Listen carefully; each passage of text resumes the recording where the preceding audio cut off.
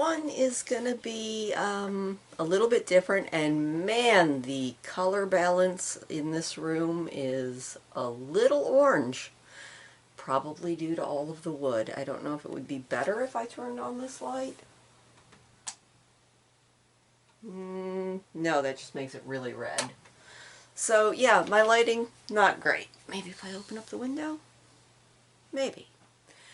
Anyway, this one, I don't know if anybody's been paying attention, and this might not even be anything anyone other than maybe some of my family will be interested in. But, I started digging into my family tree, and I'm not the first one in the family to do it, thankfully. One of my cousins, who I will not name, but she'll know who she is if she ever sees this, I'm pretty sure that she's the one that compiled a bunch of different pictures and my great-grandfather's World War I diary. So I thought what I would do tonight is read it to you.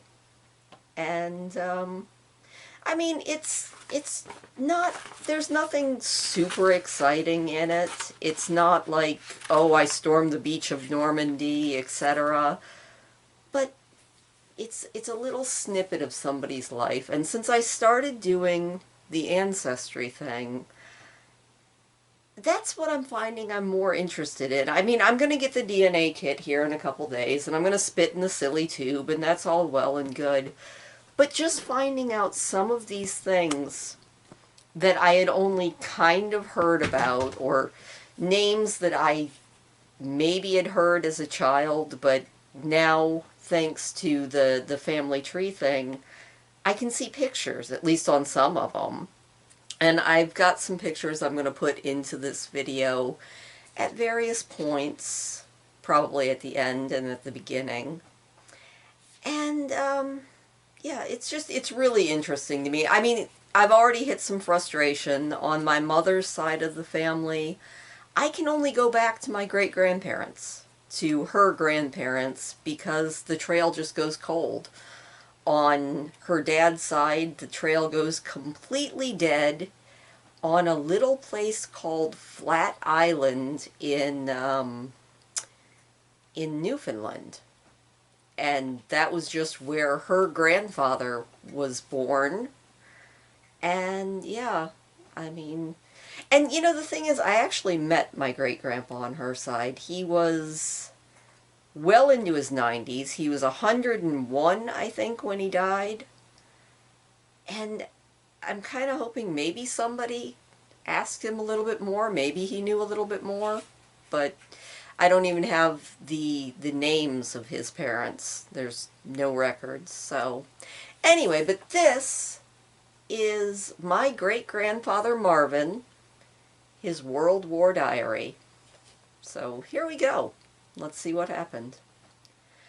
I joined the Army on May 29th, 1918, left Camp Custer on July 12th, 1918, arrived Camp Mills on 14th of July, 12:03 a.m., Saturday night, left Camp Mills on 21st of July, sail across on boat Canofia, English vessel, arrived in Liverpool on August 3rd, 1918, 13-day on water.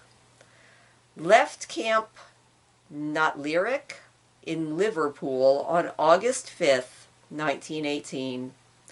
Boarded train and arrived in Winchester at Camp Whittledown on August 5th, 1918 at 11 at night. Left Whittledown on August 10th, 1918. If you see, this is kind of neat. I'm really glad somebody went through and actually translated this handwriting, because I can read it, but barely.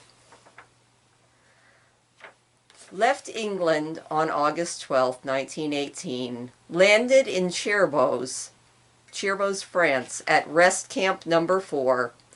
Camp named Tourville on August 11, 1918. Left Cherbourg on August 12, 1918. Boarded comfort roomy horse cars. Stayed overnight in Orléans August 14th, 1918. Arrived in camp in a town called Les Eaux on August 15th, 1918. Transferred on August 24th, 1918 to the 42nd Division Company. Reclaimed our barracks bags. 1 suit, 2 blankets, 4 pairs gloves, 2 bed licks, and 1 suit of underwear. Got our helmets August 27th. Left camp at town Les Eaux on August 27th. So as you see, it's mostly a list of dates so far, but kind of interesting. I'm probably butchering the place names because, yeah, I'm good at butchering names. So I am probably butchering those. If you are French, please pardon my pronunciation. Transferred to 151st Company, 42nd Division on August 29, 1918. In town named Goricourt on August 29, 1918, Labor Day. September 2nd, 1918, MG. I'm not sure what MG means. Skirmish firing practice. Left Goricourt September 4th, 1918. Arrived in Batengay September 5th, 1918. Left Batengay September 5th, 1918. Arrived in Thorilly on September 7th, 1918. Marched through Toulouse September 9th, 1918. The big show is about ready to open after 5 nights marching in front of Metz. September 10th, 1918. Left the big woods September 11th, 1918.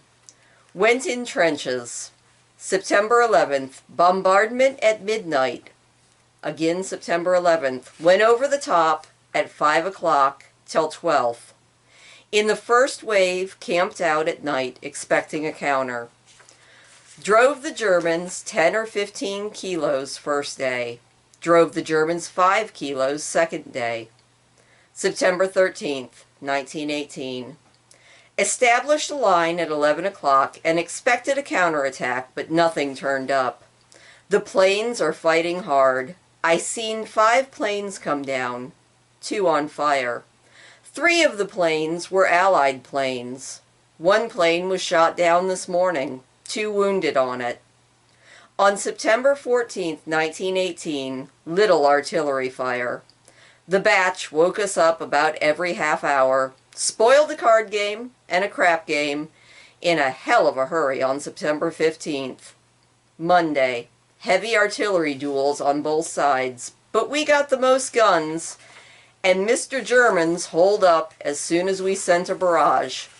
I was picked out of my squad for some special detail. I think it was after blankets and other junk, but I lost the detail and just got missed from being hit from a shell. The Germans are putting over a hell of a fire tonight, but our artillery opened fire and shut them up. It fairly shook the ground, darn sweet music to my ears. I was playing cards, but the bot shells were falling too close, and the game did not interest me no more. September 17th, 1918. The French told us we have advanced too far. The Germans hit our chestney in back of us. No one hurt. They didn't shell with so many guns. I guess ours put 'em out of commission last night. The doughboys advance up farther.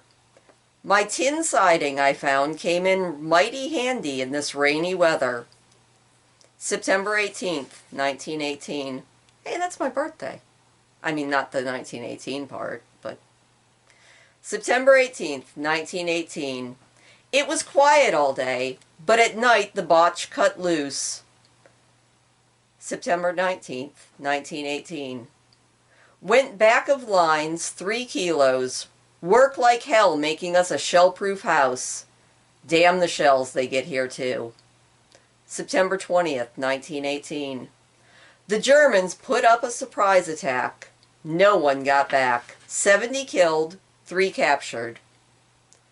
September 21st. Went down to the YMCA and got a little candy.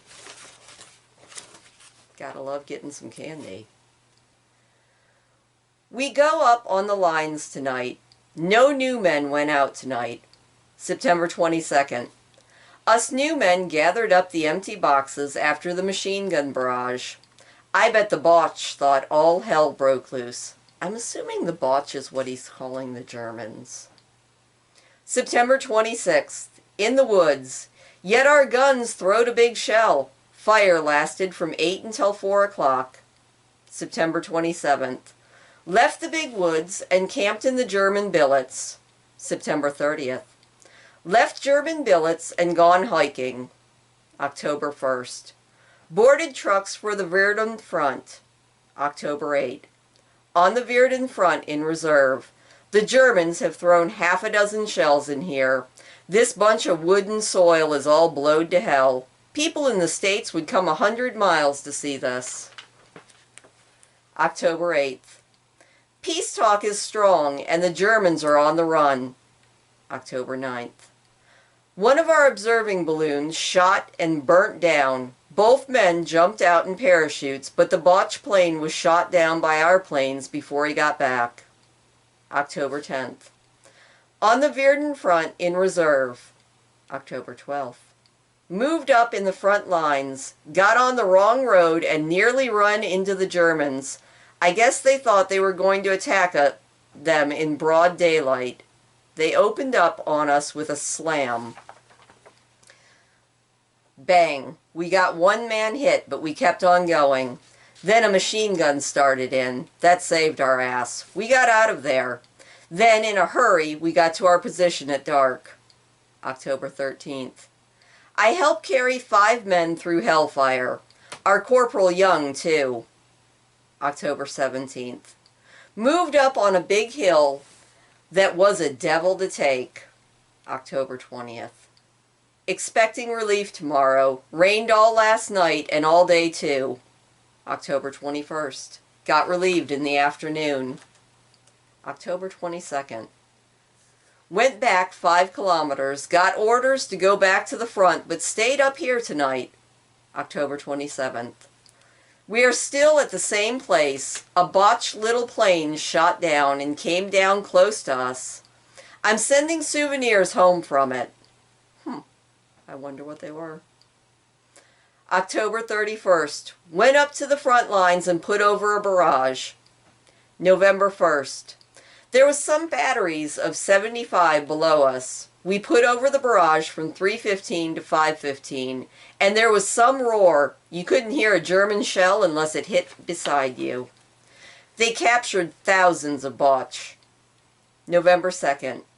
We moved up a little, but I don't know what we will do. Got a Boche helmet, and I'm going to send it home. I think we will go back again. Peace talk is strong in the papers. November 5th. Went over top and flushed the Boche to beat the devil. The head of our column was 10 minutes behind the rear of the Germans. We captured it before the infantry did. Got lots of bread and jam at a town called Harcourt. November 6th.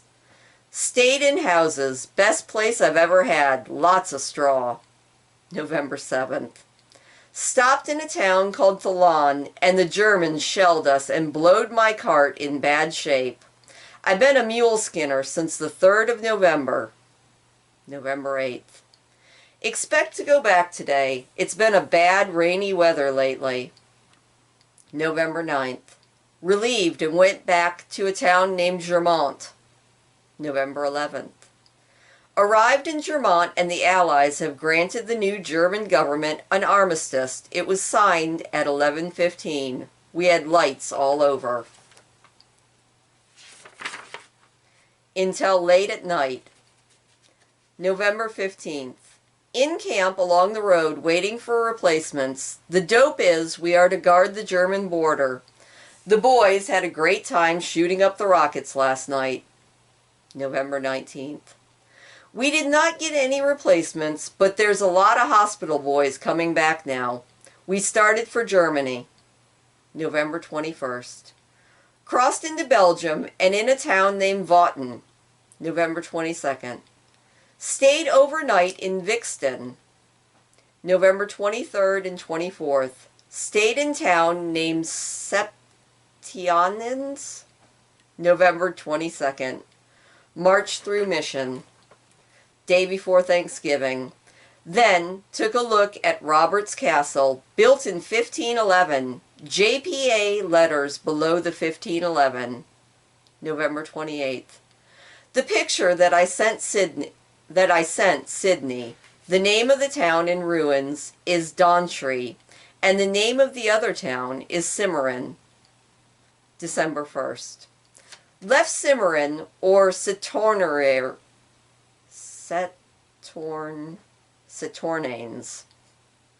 December 1st. Arrived in Heisdorf and left December 2nd. December 3rd. The first town from where we slept that we marched through is Lelleg. On December 3rd, we marched in Germany and slept the first night. December 4th. Left Eidschein. December 5th left, and all we have are dashes because the writing was just a little too blurred for anyone to make out. December 9th. Arrived in Boos. 14th. Left Boos. December 14th. Passed through Mayenne. December 14th. Arrived in Bell. Best town in Germany. December 15th. Arrived in Waldorf. I think this is the end of our journey. It's been good weather. Some rain, but no snow. 6 of us are sleeping one room on the floor. December 20th. Left Waldorf. December 20th again. Arrived in Kripp.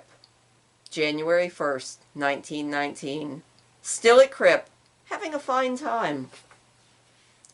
There is a fine place where I have been staying, but I have a bed by myself now. I want to get rid of my bloomin' lice. They were certainly good to us, by golly. If I can, I am going to send them a package of popcorn or the like for what they did for me. I left Kripp on February 6, 1919 for Field Hospital number 168. February 7th, evac. Number 26, take it. I laid upstairs 3 stories up, 3 of us in one room for 3 days that I can remember. Without medicine, and all we got to eat was toast, hard bread, and water. On the 3rd day, I can remember them telling me the nurses are coming. They're coming, keep ringing in my ears. I woke up when they was carrying me down the stairs. I came to about the 20th of February and started to eat a little when I had a relapse that made my mind so bad I forgot most everything this time. I gave myself up. I was sure I was going to die. I called a nurse to me and had her take my mother's address down. I told her to tell her where I was and what I died from. You know, I wonder if he had the Spanish flu. The other nurse came there with a couple swallows of whiskey in a glass, and she say, "Take this, Ludwig." As I opened my eyes, the doctor strode to my bed, and the Catholic pastor stood at the foot of the bed with his head bent as in prayer. It made me mad that when I got all ready to die and they couldn't, and then couldn't, the whiskey saved my life. Well, to make matters worse and make me madder, I think helped me also was a fellow across me say, "Well, partner, I guess you won't croak. I can see your toes wiggle." Now, I really wonder what happened, if he got wounded or if he just got sick. That's the story I don't have the answer to. Yet, well, that made me so mad I went to sleep. The orderly told me a lot of things I did, but I don't remember them. When I came to, it was the 4th of March. 9 of the boys from my company were sick in the hospital, so I had company. April 13th. I was taken to Klabenz, evac number 9, April 20th. I left Klabenz to base 113 at Saint-Nazaire, May 6th.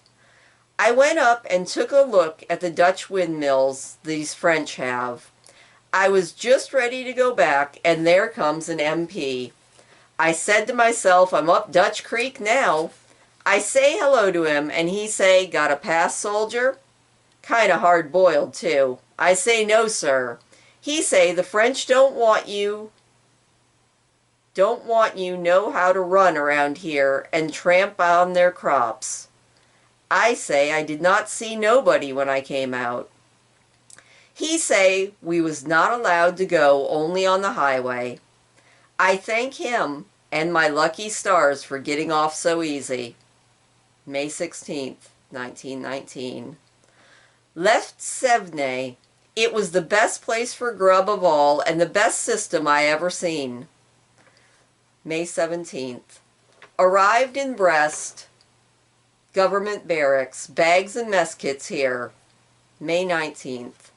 Left Brest on boarded boat named Saxoma. For the first 2 days there was hardly enough room on the rail, and so I also helped feed the fish. 10 days on the water and unloaded on Labor Day. There is 2 days I won't forget. The 19th was my brother's birthday and the other was Labor Day, May 30th. Arrived in good old New York and planted my hobnails on U.S. soil at Hospital Number 3, 6th Avenue, 18th Street. And unfortunately, that is the last page of the diary.